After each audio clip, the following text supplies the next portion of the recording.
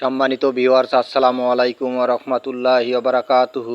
আশা করি সবাই আল্লাহর অশেষ রহমতে ভালো আছেন, সুস্থ আছেন। এই চ্যানেলে আরেকটি নতুন গুরুত্বপূর্ণ ভিডিওতে আপনাদের সবাইকে স্বাগতম। আজকে আলোচনা করব এনটিআরসি যে কারণে কাল সংবাদ সম্মেলন ডেকেছে। বিস্তারিত থাকছে ভিডিওতে। এই ভিডিওটি দেখার আগে যারা এই চ্যানেলে একদম নতুন তারা অবশ্যই চ্যানেলটি সাবস্ক্রাইব করে পাশে থাকা বেল আইকনটি প্রেস করে দিন। আর যারা ইতিমধ্যে সাবস্ক্রাইব করেছেন তাদেরকে জানাই অসংখ্য ধন্যবাদ। এনটিআরসি যে কারণে কাল সংবাদ সম্মেলন ডেকেছে।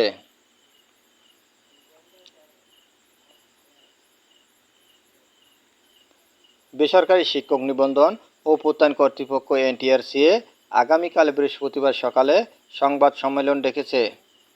এনটিআরসি এর সচিব ওবায়দুর রহমান প্রথম আলোকে সংবাদ সম্মেলনের কথা জানান। বিজ্ঞপ্তিতে বলা হয়েছে, বেসরকারি শিক্ষক নিবন্ধনধারী কতিপয় ব্যক্তি বিভিন্ন ফোরাম গঠন করে যৌক্তিকতা না থাকা সত্ত্বেও তাদের চাকরির নিশ্চয়তা দাবি করে বিভিন্ন সময় এনটিআরসি এর সামনে এবং বিভিন্ন জনসমাগমস্থলে মানববন্ধন সহ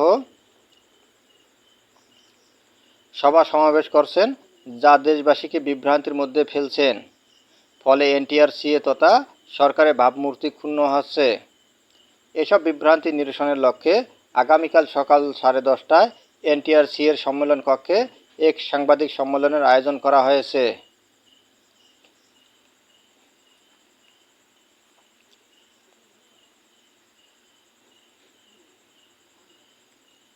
এদিকে 18তম শিক্ষক নিবন্ধনের লিখিত পরীক্ষার তারিখ 12 ও 13 জুলাই নির্ধারিত সময়ে অনুষ্ঠিত হবে।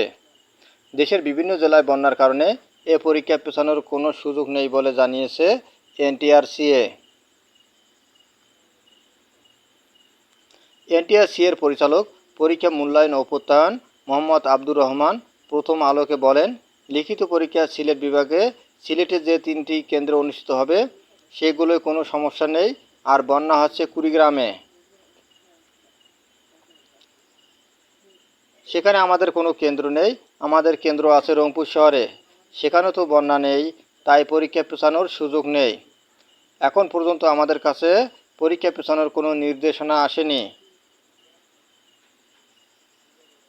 12 জুলাই সকাল 9টা থেকে দুপুর 12টা পর্যন্ত স্কুল টু ও স্কুল পর্যায়ে এবং 13 জুলাই সকাল 9টা থেকে দুপুর 12টা পর্যন্ত কলেজ পর্যায়ে লিখিত পরীক্ষা অনুষ্ঠিত হবে।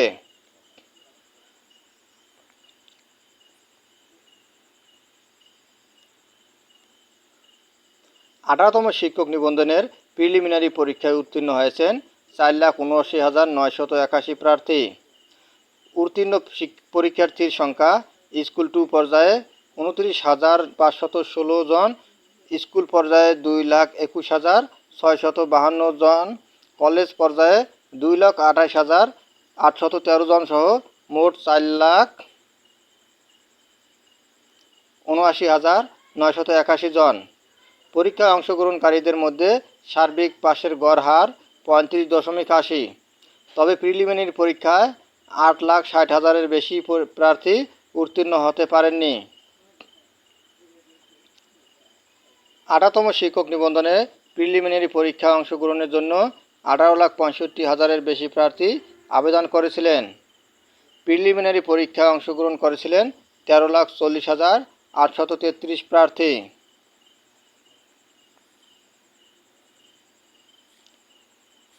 ধন্যবাদ জানিয়ে বিদায় নেওয়ার আগে আবারও অনুরোধ জানাই, যদি ভিডিওটি ভালো লাগে এবং সর্বশেষ শিক্ষামূলক আপডেট ভিডিও পেতে চান তাহলে অবশ্যই চ্যানেলটি সাবস্ক্রাইব করুন। ধন্যবাদ সবাইকে।